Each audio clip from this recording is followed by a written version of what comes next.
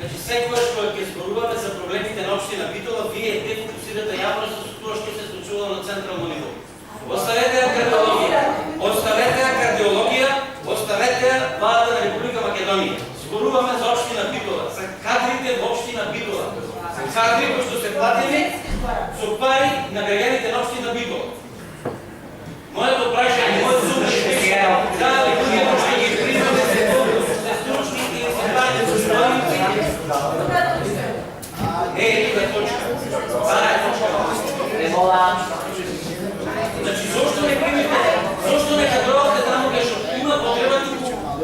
Сега обидите што се предавање некако кардиологија во да сменете. Јас прашам зашто не ги примите тие волонтери таму, што се во пожарни. Ние не велиме дали се партиски војници тие. Може да бидат си некој родотване. Може плаво, но за цури па нека бидат примите. Ние не се примерот това не.